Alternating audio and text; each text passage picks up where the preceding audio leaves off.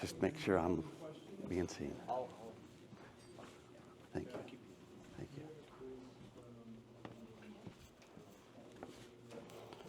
So there's an assignment for career fair. Should be linked in the announcement and then just ultimately. All right, well, I'm excited to introduce Troy to you.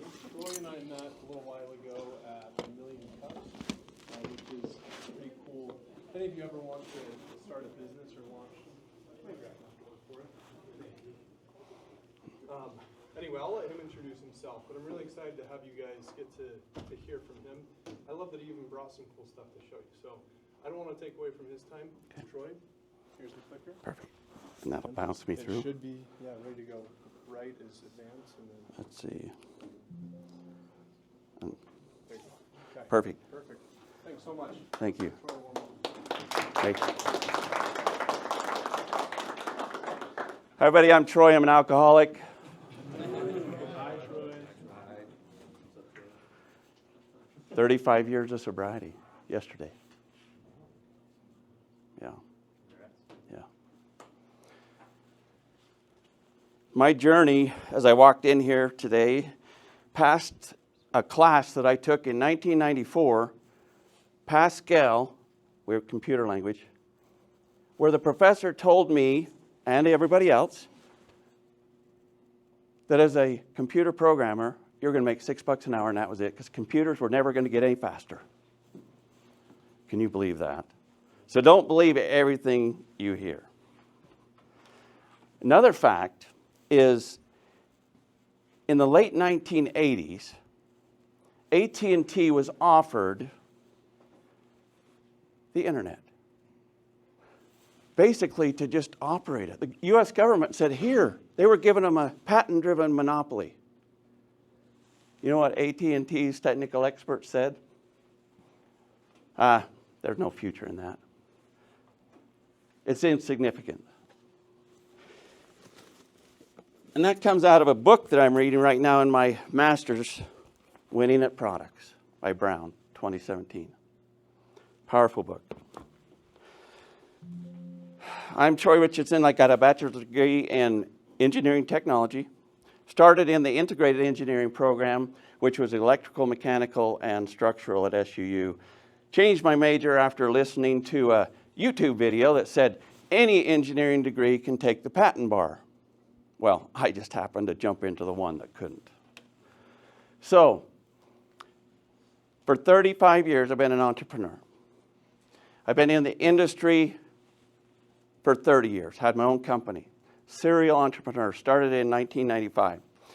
Started building roller coasters in the late 90s. Graduated to challenge courses. I'm going to build a giant challenge course in Utah County that's 6 stories tall that has 100 zip lines on 5 acres. Now that's saying something, because if you know who I am, and I work with some of the biggest players in the industry, Disney, Universal, Six Flags, American Adventure Parks, RCI Adventure, all the big ones that you see at IAAPA, which is the International Association for Amusement Parks and Attractions. It's they have 4 events throughout the world. One of them is in Orlando every November. And if you want to have fun as an engineer, get into amusement rides and designing them. So this is what we're going to build. We're going to build a challenge course like this. We've already got a bid on the purple one. But we want to have all kinds of elements. We're going to make it a life-size board game. Board game. That's right. Zips and Ladders is one name. And we're going to do it right here in Utah County first. And we need you. We need you. I can't do it alone. So let me tell you a little bit about me, and I'm going to back up just a bit, because I got my bachelor's degree after running a machine and welding shop for 20 years. So I started out as a welder, started welding on roller coasters at Intermountain Lift in Springville. Wanted to better myself because I got sober, had all this time. You know, I wasn't drinking every night.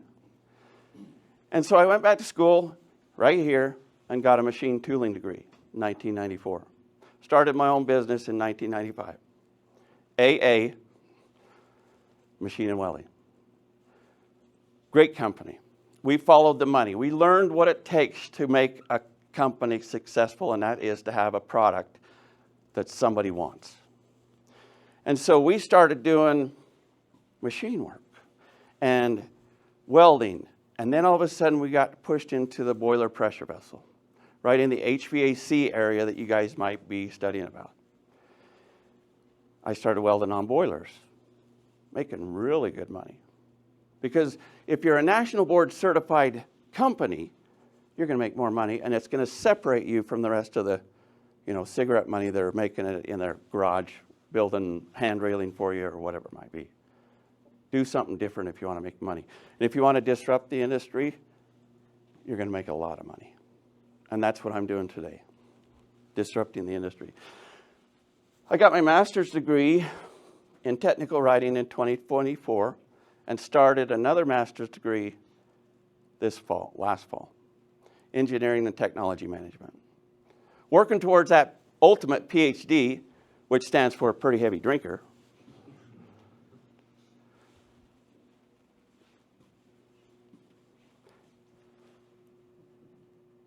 This master's degree at UVU has changed my world. We started learning Six Sigma and FinTech right off the bat. We knew that our error rate had to be 3 parts per million. It's a far cry from the industry I work in today. Error rates right now in the zipline industry are 1 for every 6,700 zipliners. I know, because I've investigated over 200 accidents. 200. That's empirical data that comes from the US and Mexico, Canada, of people who got injured because the engineer or designer didn't figure something out. They didn't look at the standards. They didn't look at the regulations, the things that you need to know if you're designing or doing something or selling something. Because best practices and standards will keep you out of a lawsuit. So if you follow them, I can help you. If you don't follow them, you'll see me on the other side. And one of my biggest cases, $27 million. The guy was awarded. So we're going to build this challenge course. My career, expect challenges, Never limit your challenges. Challenge your limits.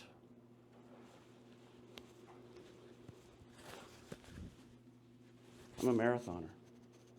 Ran 7 marathons. That puts me in a class of people, 2% of the public. And if you've never thought about it, do it, because it'll change your world. So here's some of the roller coasters, Circus we built, and then most importantly, the Park City Mountain Resort zipline. Safest zipline in the world, one I recommend. 0 accidents, 23 years.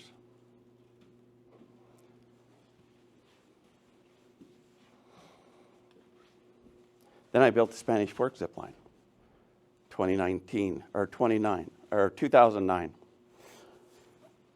That's one of the 5 mayors that I put on this zipline that was between 2 trucks above the gun club.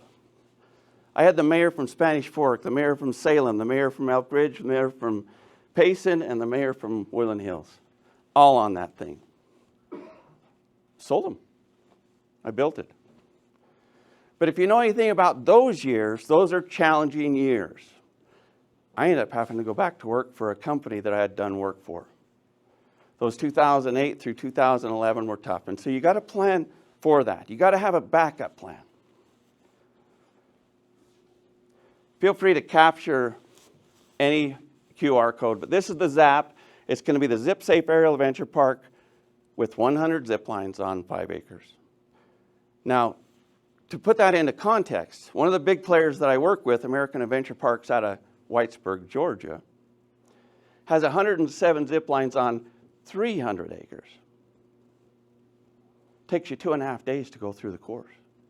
And they have little bungalows that you can stay in while you're out there. So I told you about my technical writing degree. That changed my world. Because engineers do not know how to write or read. I mean, come on now, think about it. What do we normally read? Story problems. What do we normally write? Formulas. So when I learned how to write, it was a challenge, big challenge. Because in my school at Spanish Fork High School, class of '83, they allowed me to take Spanish as a second language instead of English. So I didn't learn all the rules that were required, the punctuation, all these grammatical things. And so always correct me if I'm wrong. That's how I learn. But what happened will change the industry because I got that degree. And you can do the same. Do you know what the acronym for YET is? Anytime you see the word YET in something you're reading, you're eligible to. I haven't done that yet.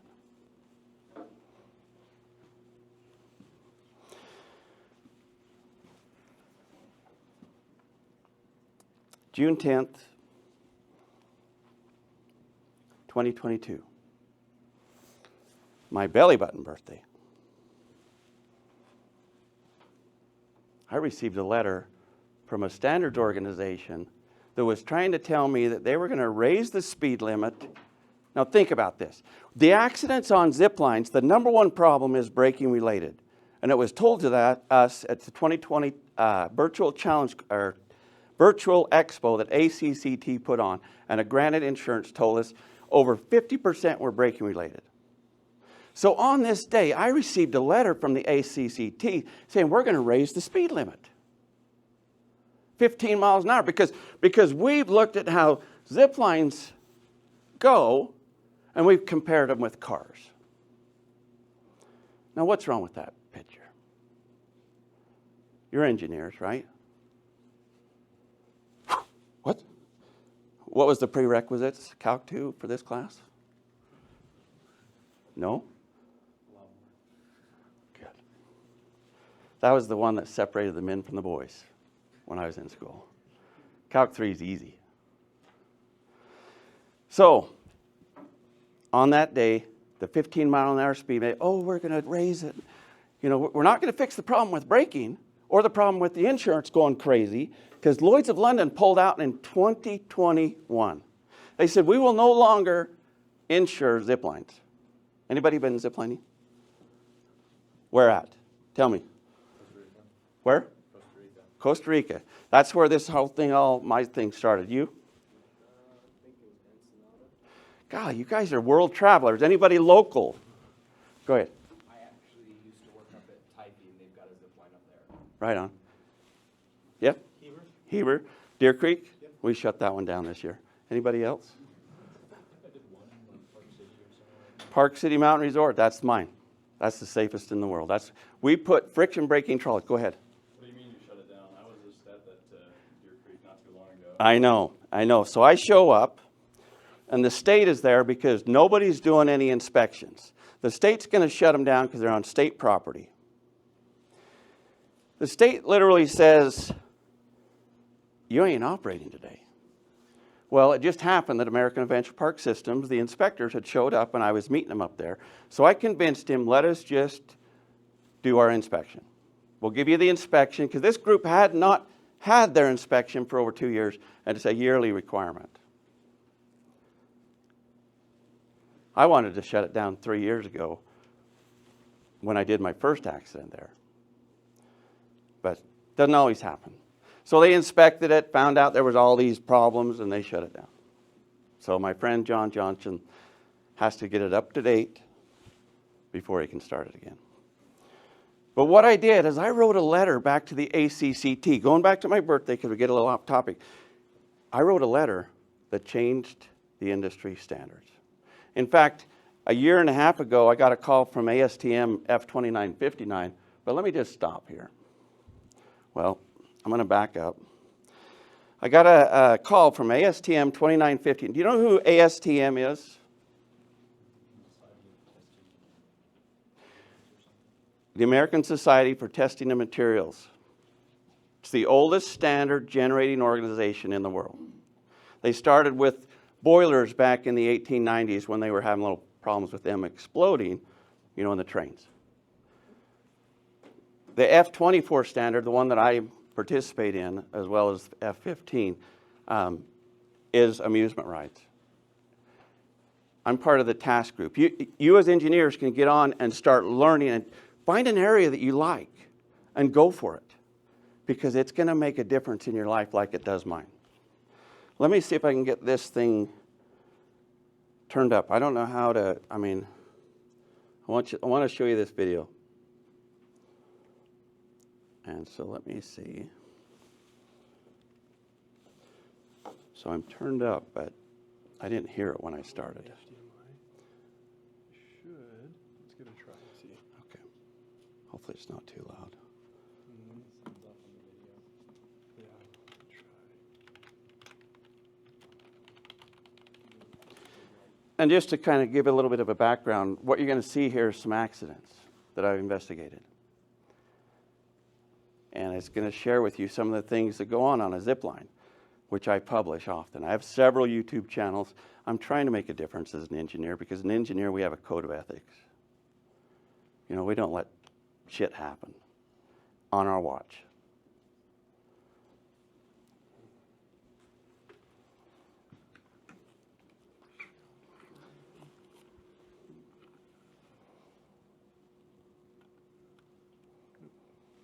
That's the power cord.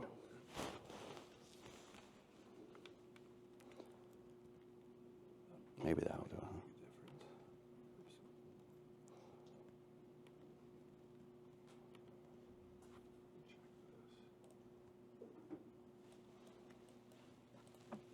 Yeah, I don't know.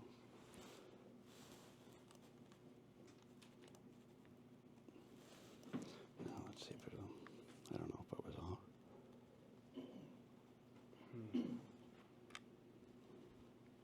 Nothing. Darn it. I'm so sorry. I'm not sure what to do to get that to work. It should work with HDMI. Yeah.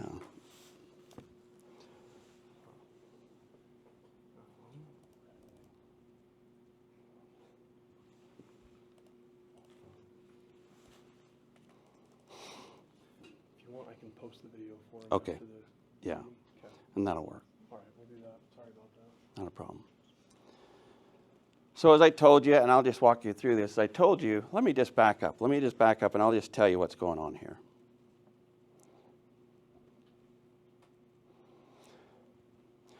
Ziplining 101. So I'm basically trying to teach the industry what's going on, okay?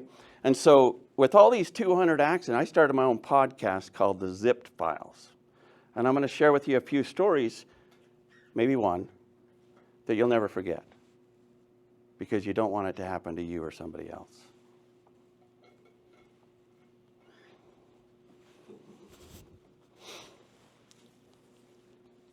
We stop zipliners so you don't have to.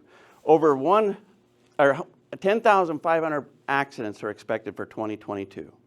That's a lot. The accident right there, up there, happened at Big Bear. The guy lost his ability to procreate.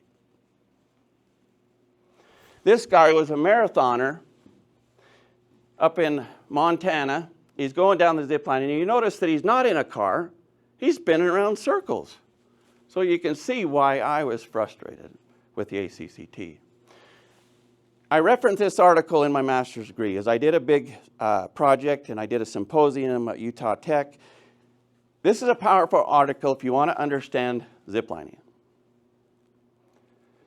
And I'll post this video for anybody that wants to go there. So guides, what they're saying on some of these zip lines is a guide can reset the brake. So you come down and you stop, now your guide's going to reset the brake. Well, what we told them at ASTM conference is we don't build roller coasters with chainsaws on the third turn and expect everybody to duck. The entropy of a human. We're not going to be paying attention. We're going to be looking at our phone. We're going to trip, whatever it is. But zip lines are dynamic, and people don't realize that. You guys know mass. You guys know thermodynamics. What does that have to do with the zip line? Like the cable, it, based on temperature, weight would cause it to extend a little bit. Yeah. Well, and the mass of the rider, 240-pound rider versus an 80-pound rider, that's 3 times difference, energy. And so everybody falls. Gravity is a constant. Everybody falls the same rate of speed to that vertex or that lowest point. But it's coming out of there that I found out that when you do a speed gun and you do a test for a heavier weight rider, you're going to see readings of 12 miles an hour on the bigger riders and 8 or 6 on the lightweight ones. That's the problem with ziplining.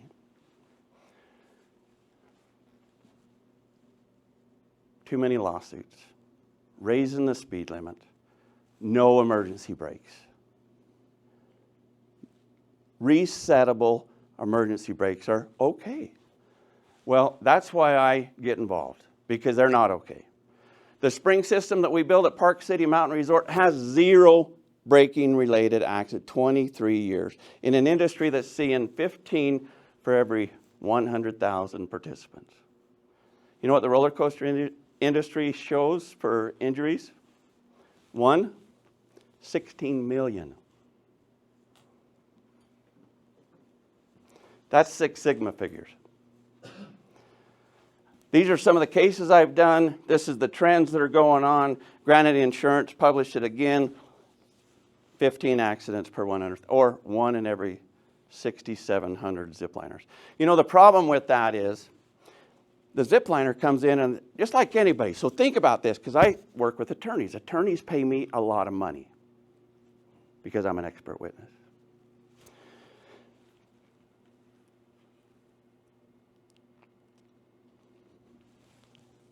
But I'm tired of it.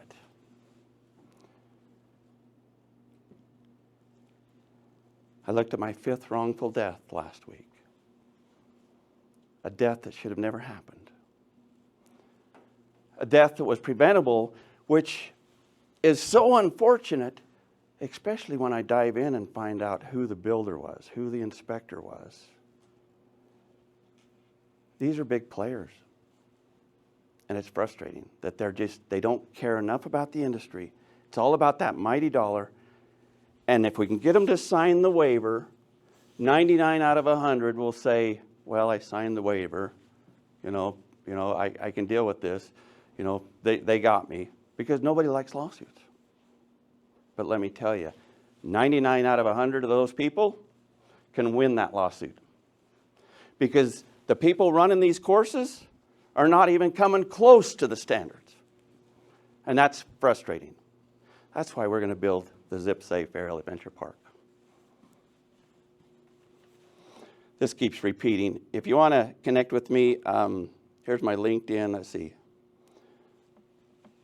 So feel free. You can always find me.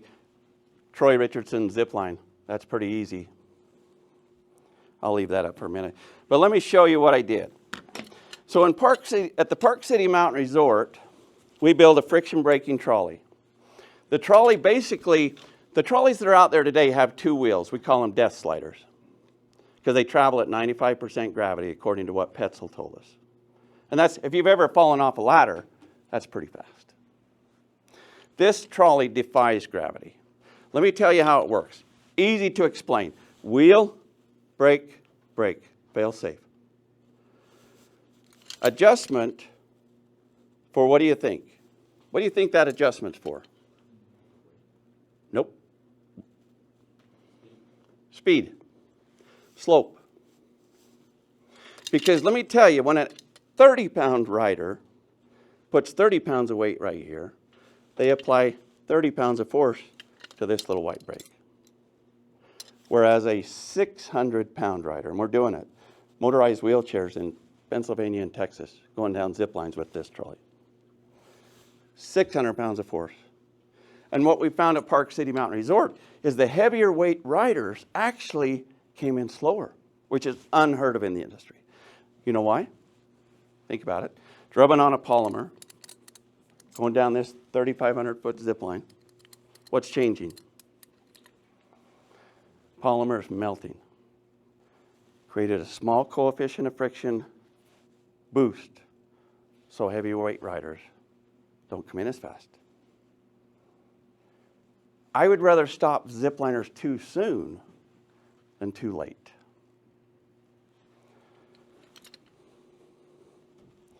My first accident. Well, this is not the first. The first one I got called on was a wrongful death. Heavenly Resort. There was a retrieval system. They placed it next to the zip line.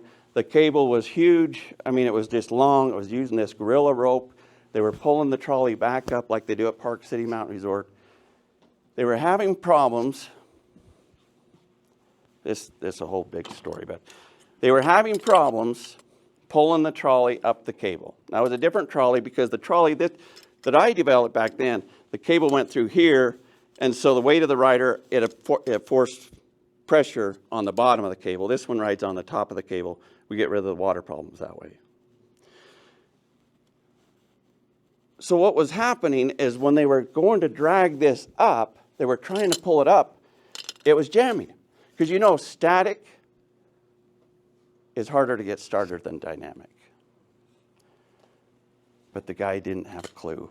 The guy that ran off with Park City Mountain Resort's patent, Zip Rider, didn't have a clue. And he tells the guy, he says, I'm going to put a 30 horsepower motor and yank that trolley up there. My friend said, you do that, you're going to kill somebody. Sure enough, yank, brake, rope, whips lasses, chairlift happens to be running up. Rope wraps around the chair, bucket. 2 people, one hung on, the other one died. 50-foot fall. Unfortunately, I've investigated 4 deaths from that same employee. Protect your IP. I took the patent bar in 2021. I learned everything I knew about patents. I have 5 patents. If you come up with an idea, protect it. Lessons learned.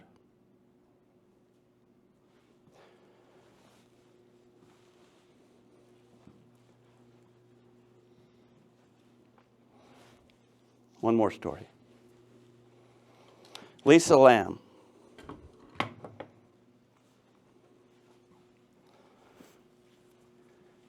Lisa Lamb and her family came in from North Carolina on May 16th, 2016.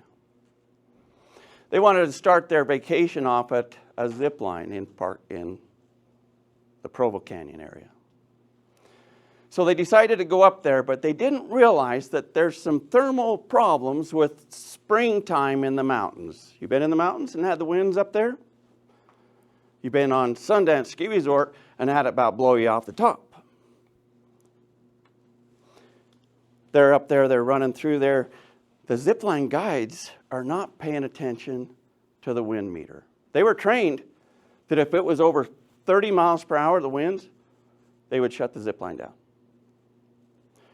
Her mom is in the restaurant waiting for the family to be done. They're up there. They've got dugouts on Sundance Resort, if you've ever been there. The hail was so hard and pelting them so much that they were huddling in there. Wind speeds were sustained at 35 miles an hour with gusts of over 60. Lisa's brother and his family was behind her, and the guide was saying, go ahead, come on, let's get you going, you know. And he's like, we're walking off of this mountain. About that time, Lisa and her husband were sent down the Outlaw Pass.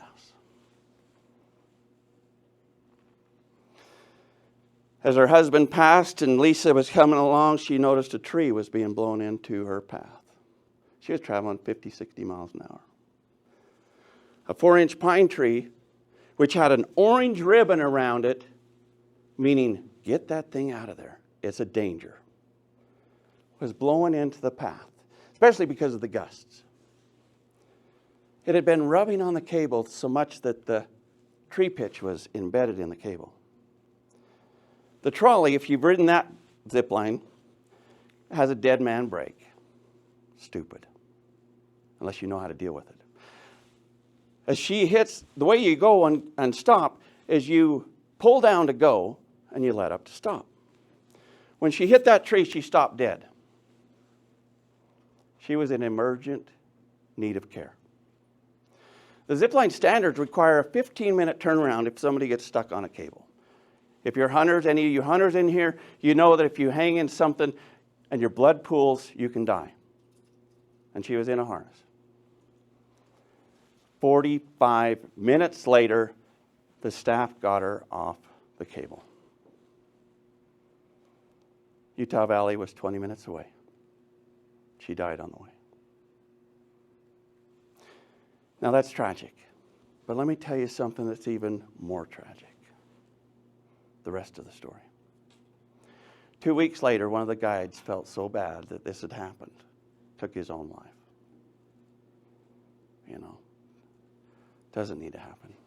Now, what really made me mad is I ran into a guy recently, and now you tell me if this makes sense.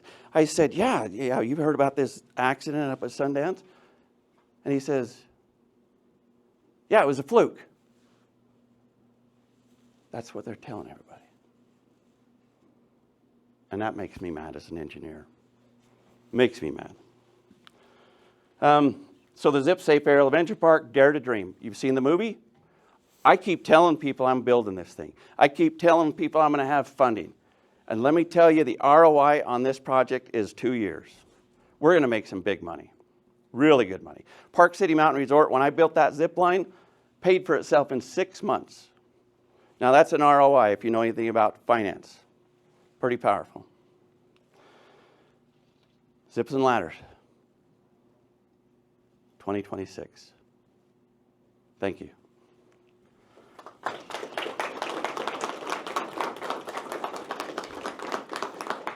Quick, give you a, so we had to put springs on Park City Mountain Resort zipline. And the engineers were ticked off. They thought it was my fault that we didn't build the platform long enough. Well, the problem was we had 60 foot of spring. Normal springs have a concentric pitch and have the same compression ratio all the way down. We developed this one. It's a telescoping spring with multiple compressions in one spring. Pretty cool idea. And you've got ideas. Let's talk. I love helping entrepreneurs. I love helping people invent something new that's going to change the world. So connect with me. Okay. Great. Thanks so much. Really appreciate it, Troy. Yeah. What questions do you guys have for Troy? We've got a few more minutes with him. What would you like to ask? Go ahead. I was curious, like, why did you decide to start going back to school? I realized as an expert witness I could make $350 an hour, but if I had another PhD or another, I could make $700. Some expert witnesses are making $2,000 an hour. So if you have a field that you love and there's some problems in it and you can testify for attorneys, it's nice getting paid by attorneys instead of paying them. Ask me anything. I mean, any recovering alcoholics in here, you don't have to raise your hand. No, but really, you know, I grew up in some interesting circumstances and I just rose above it because I wanted to be different. I wanted to do something different with my life. Anybody else? I have a question. Yeah. On this one, how often do you have to replace this polymer brake? You know, that's the great thing about ChatGPT. We figured out there's several different plastics and metals that we can use for different, you know. This is a Teflon. We thought it would wear a lot better than it does. UHMWPE wears a lot better. Really? Okay. It does. But we're looking at like aluminum bronze because the problem is some of the zip lines that are out there are using a two-wheeled pulley and people are only making it in on a certain temperature of the day. They have to rescue on certain days and they have to watch their speed on other days. And so, yeah, we want to be able to have the lowest coefficient of friction on this and still do it. And we're doing it at Rowley's Red Barn and several other places around the U.S. Cool. So. How do you make decisions on things like materials? Is it just the testing? You have to get it and try it, or? Yeah, a lot of it's best practices. So I know what the industry uses already. There's a lot of like aluminum. We're going to go to aluminum. This one, this one has a parabolic wheel. This is another patent that's in there. So basically it can ride on 3/8 cable or 3/4 all the way up. And so we made it out of stainless just to prove a point, but it really needs to be made out of aluminum or maybe even a composite. I mean, you guys are the engineers that are knowing all this stuff. I mean, this is a prototype. It can be a lot better, and I need your help. Because right now I'm doing expert witness work and all I have to work is 10 hours a week, and I'm making 6 figures. But I'm working 20 hours a week, and I don't like it. You know, I mean, 10 hours a week is kind of nice. Think about it. Find your niche. What are the questions you guys have? When you hire brand new engineers, what kind of, like, do you kind of just throw them on the job, or do you have more people kind of getting familiar? Like, what do you expect from a brand new engineer? You know, I'm a one-man band. So it's all new to me. What I'm learning is we're going to go through stage gate. We're going to look at Agile principles. We're going to use that as our policy. We're going to put people in teams. It's going to be, when we're making product moves, we're going to be doing it like on a rugby field. We're going to use stage gate and Agile, Scrum. There's several processes that really can make teams stronger. And so for me to ask for, you know, what I'm looking for an engineer, because I am looking for somebody. Right now I'm looking for somebody that has a background in being able to help me develop and finish the drawings. I have SolidWorks, but I'm a cheap student, so I don't pay for the version, you know. And so, but eventually we will. And as soon as we get funded, we're going to do a lot of fun things. But I need somebody to develop a, is that there? And that's why some of you guys may have contacted me about SolidWorks. Let me see if I can. And I had you guys develop a little tower. But I want to be able to put this tower together. I'm a I had a steel erection license in the state of Utah for 20 some odd years. So we used to build frames. We want to do something where we're using like I-beam or pipe or something like that, but we want to have connections for 100 zip lines. On an octagon like that, you can put 16 zip lines off of each level. That's 100 zip lines on. And so what I need is somebody that's innovative enough, wants to think outside the box and help us figure this out. Because this is brand new. We're breaking ground here. Nobody's ever done this because nobody knows how to stop zip liners like we do. And I need your help. I really do. This is a call to action. I'm going to have funding this month. We're going to franchise this thing all over the world. So, go ahead. When you have someone like come in for an interview or hand in your resume, what do you like specifically look for? A communicator. So one of the things that I do is I go to Toastmasters, because if you don't know how to communicate and get people to like you so that you can entertain them, so they laugh, so they hear a different tone change. Communication is huge. But knowledge and innovation is huge, and the ability to adapt. Like if I give you a project and say, hey, here's an egg with some wires and some string, I want you to go pick something and drop it off the thing and let's see how you do. You ever done that? Where they give you a little bag and you do something like that and yeah, that might be one of my interview questions. Go out on the thing. But we need innovators, we really do. You know, and I look forward to working with any of you. Thanks, guys. Thank you, Troy. Thank you.